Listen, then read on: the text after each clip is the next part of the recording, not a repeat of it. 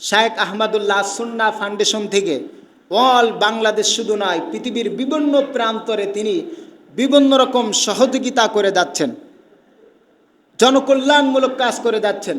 যে মানুষদের পরিবারের খাদ্যের অভাব, পরিবারের অভিভাবক আছেন, আয় রোজগার করতে পারবে কিন্তু সামর্থ্য নেই একটা ভ্যান ক্রয় করার মতো, তিনি তাদেরকে ভ্যান কিনে দিয়েছেন। অনেক বিধবা মহিলা আছেন, স্বামীহারা সন্তান আছে, কিন্তু কাজ কাম করার মতন ক্ষমতা আছে, বাইরে যেতে পারেন না, তাদেরকে সেলাই মেশিন কিনে দিছেন। অনেক পরিবারে আছে গরু কিনে দিছেন। একইভাবে তিনি এই যে আপনার ফিলিস্তিন সহ আমাদের এই যে দক্ষিণ অঞ্চলে বন্যা কবলিত এলাকায় বিভিন্ন জায়গায় ত্রাণ সামগ্রী দিয়েছেন, চট্টগ্রামে দিয়েছেন, আপনারা সেটা দেখেছেন। বাংলাদেশের যতগুলো ফাউন্ডেশন কাজ করেছে তার ভিতরে সর্বোত্তম ফাউন্ডেশন হিসাবে শায়েখ আহমদুল্লাহর আস সুন্নাহ ফাউন্ডেশন থেকে সর্বোত্তম মানুষের জনকল্যাণমূলক কাজ করা হয়েছে।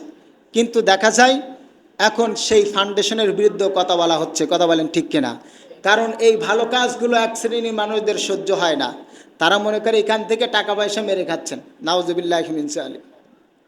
তার মানে শয়তান চিন্তা করতেছে যদি এইভাবে যদি জনকল্যাণমূলক কাজ হয় তাহলে মানুষটা জুলুমের শিকার হবে না, মানুষ তো আর এইভাবে অন্যায়ের দিকে ধাবিত হবে না, সুদ ঘুষ জিনা ব্যভিচারের দিকে মানুষ তো ধাবিত হবে না, মানুষ তো দিন দিন ইসলামের পথে ধাবিত হবে। তাই শয়তান নিজে সরাসরি হস্তক্ষেপ করতে না পেরে অন্য অন্য মানুষের দ্বারা সেখানে হস্তক্ষেপ করে এই ভালো কাজগুলো, জনকল্যাণমূলক কাজগুলোকে থামানোর চেষ্টা করতেছে। কথা বলেন ঠিক কিনা? কিন্তু জাতি এখন সজাগ হয়ে গেছে। কিন্তু আফসোসের বিষয়, যাদের অন্তরের ভিতরে এখনো মুনাফিকি রয়েছে। কি রয়েছে বলেন? অন্তরের ভিতরে এখনো মুনাফিকি রয়েছে। যখন বড় বড় আলেম ওলামা গ্রেপ্তার হয়ে গেল, তাদের নামে যখন ধর্ষণের মামলা দেওয়া হয়েছে, যখন তাদের নামে বিভিন্ন রকম আত্মসাতের মামলা দেওয়া হয়েছে, তখন এক শ্রেণীর মানুষ বলতেছে কিছু না হলে কিছু রটে। নাউজুবিল্লাহি মিন যালিক। তাদের মুখেও দাড়ি আছে, তাদের মাথায় টুপি আছে, তারাও লম্বা পাঞ্জাবি পরে নামাজ পড়ে, কিন্তু তাদের এতটুকু বিশ্বাস নেই পৃথিবীর বুকে সবচেয়ে বেশি আলেম ওলামারা আল্লাহরে ভয় করে। এই ঘোষণা দুনিয়ার কোনো মানুষের দেই নাই, এই ঘোষণা সরাসরি আল্লাহ সুবহানাহু ওয়া তাআলা নিজেই দিয়েছেন যে ওয়ালাম ইয়াখশা ইল্লাল্লাহ, তারা আল্লাহ ব্যতীত কারোর ভয় করে না। ইন্নামা ইয়াখশাল্লাহু মিন ইবাদিহিল উলামা, পৃথিবীর বুকে সবচেয়ে বেশি ভয় করে আলেমরাই আল্লাহ সুবহানাহু ওয়া তাআলাকে। সম্মানিত হাজিরিন, যাদের অন্তরের ভিতরে এরকম সন্দেহ আছে বুঝবেন তাদের ভিতরে এখনো মুনাফিকি আছে, এরা কখনো এই চার শ্রেণীর মধ্যে আসতে পারবে না।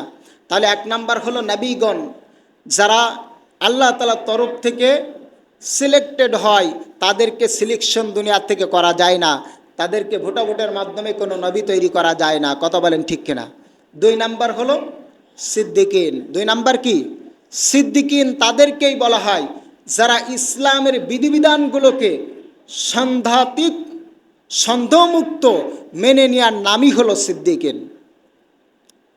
ইসলামের কোনো বিধান সে সন্দেহ করে না, সামি'না ওয়া আতা'না, তার সামনে প্রকাশ করা মাত্রই ইসলামের বিধিবিধানগুলো সে মেনে নেয়। ইসলামের বিধিবিধান কি করে বলেন? মেনে নেয়। কেমন মেনে নিয়ে দেখেন, তৎকালীন সময়ে এত দ্রুতগামী কোনো প্লেন ছিল না, উড়োজাহাজ ছিল না, রকেট ছিল না, এই দ্রুতগামী কোনো যানবাহন তৎকালীন সময় ছিল না। আল্লাহ নবী যখন মক্কা থেকে হিজরত করে তিনি জেরুজালেমে ফিলিস্তিনি বাইতুল আকসা মসজিদে আসলেন, সেখান থেকে 2 রাকাত ফেরেশতাদের সমন্বয়ে নামাজ আদায় করার পরে আল্লাহ তাআলা দিদারে গেলেন। সেখান থেকে জান্নাত জাহান্নাম সব কিছু দেখার পরে আবার তিনি যখন ফিরে আসলেন মক্কাতে, তখন তিনি ঘোষণা দিচ্ছেন, ওই যে মক্কার চত্বরে সাহাবীদেরকে নিয়ে বলছেন, কাফেরদেরকে নিয়ে বলছেন, আল্লাহ নবী বলছেন আমি যে উজু করে গিয়েছি সেই উজুর পানি তখনও গড়ায় পড়তেছে। সুবহানাল্লাহি মিন যালিক, সুবহানাল্লাহি ওয়া বিহামদিহি। আল্লাহ নবী বলছেন তখনও পর্যন্ত উজুর পানি গড়ায় পড়তেছে। আচ্ছা বলেন তো দেখি, এই ঘোষণা যদি যাদের অন্তরের ভিতরে এখনো মুনাফিকি রয়েছে এদের সামনে যদি দেওয়া হয়, তারা বিশ্বাস করবে? কারণ তৎকালীন সময়ে মক্কা থেকে জেরুজালেমে আসতে তৎকালীন সময়ে দ্রুতগামী যানবাহন যদি আপনি চড়ে আসেন 1 মাস সময় লাগবে। কয় মাস? কমসে কম 1 মাস সময় লাগবে। আর সেখান থেকে আবার প্রথম আসমান, দ্বিতীয় আসমান, তৃতীয় আসমান, চতুর্থ আসমান, পঞ্চম আসমান, ষষ্ঠ আসমান, সপ্তম আসমান, এরপরে সিদরাতুল মুনতাহা, এরপরে আল্লাহ তাআলার আরশে আজিমে যে সাক্ষাৎ করা, জান্নাত জাহান্নাম পরিদর্শন করা, এত কিছু দেখে এসে আবার যে উজুর পানি গড়ায় যাচ্ছিল সেটা আবার গড়ায় যাচ্ছে। এটা কি কোনো মুনাফিক যাদের অন্তরের ভিতরে এখনো সন্দেহ পোষণ আছে তারা কি এটা বিশ্বাস করতে পারে?